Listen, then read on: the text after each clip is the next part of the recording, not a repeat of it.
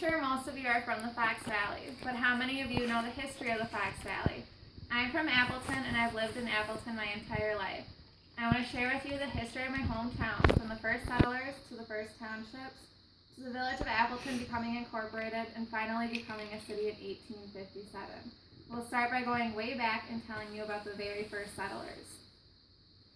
The first people believed to live in the area known as Appleton today were the Winnebago Indians, and in 1836, the Wisconsin territorial governor met up with the leaders of the Indian tribes, and they signed the Treaty of Cedar Point. And this gave the government 4 million acres from Milwaukee up to Escanaba for 17 cents an acre. While the Menominee, Fox, and Oneida tribes all agreed to move west of the Wolf River, the Winnebago Indians refused.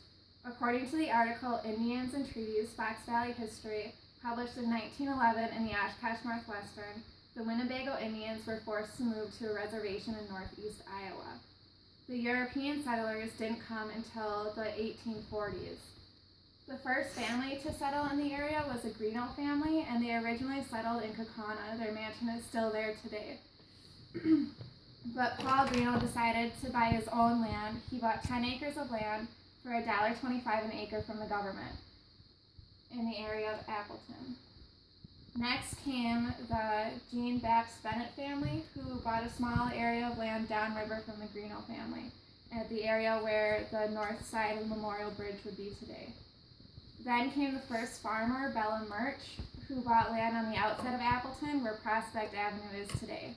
During this time, plans were also being made to begin the building of Lawrence University in the town of Grand Chute. The entire area along the river was known as Grand Chute after the falls and the rapids in the river. It wasn't until later that they decided to start calling the village around Lawrence University Appleton after Sarah Elizabeth Appleton, Amos A. Lawrence's wife, according to a timeline article, History of the City of Appleton, written in the Post-Present on August 19th, 2011. Amos A. Lawrence inherited 5,000 acres from his father and wasn't sure what to do with it, so as an investment, he decided he would build Lawrence University. He teamed up with Reverend Reeder Smith, and they raised $10,000 each to start building the university. Everyone else saw the university as an investment as well, as all the villages started to build up around this university. There were 3 villages at this time: Lawsburg, Appleton, and Grand Chute. In 1849, Grand Chute became a township with 619 residents, including Lawsburg and Appleton. Only 89 of these residents were actually born in Wisconsin. There were 120 families, 113 homes, and the average age was only 21. The village's population continued to grow, as this was also the same year that Wisconsin became the 30th state to join the Union, giving Grand Chute another form of government, and the village of Appleton continued to grow.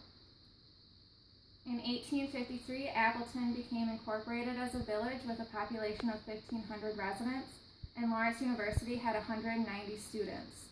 There were also 3 wards as a part of this village.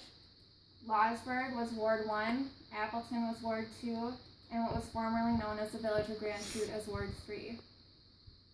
A pamphlet titled A History of the Founding of Appleton, written by the staff at the Appleton Public Library in 1991, suggests that village business was very simple at the time, and the first thing they decided to do was establish fines. And aside from fining people for public drunkenness and speeding in their carriages, they also decided to fine $1 to anyone who let a hog or pig run loose in the street, $10 to anyone who let their hog or pig escape from the pound, and 6 cents to the village pound keeper for every day a hog or pig went unclaimed. And because Appleton was founded by mainly Protestants, they prohibited alcohol in 1854. But with more settlers moving in, mainly of Irish and German descent, this ordinance was ignored and finally repealed 2 years later in 1856. With more settlers moving in, the village of Appleton continued to grow more and more, working towards the village of Appleton becoming the city of Appleton. In 1855, there were 100 homes built in the village, which could barely suffice for the growing demand. Appleton's Manufacturing and Water Power Company was founded, and the first Outagamie County Bank opened, ran by Appleton citizens. With a population of 2,000 residents, Appleton became a city on May 2nd, 1857. Appleton is still growing today with a booming population of 72,623 residents. There's a lot of history in these 20 years that leads up to Appleton becoming a city. I hope you enjoyed learning about my hometown and how Appleton became the city that it is today. Growing up in Appleton, I watched it change tremendously in my 21 years, and I look forward as it continues to change.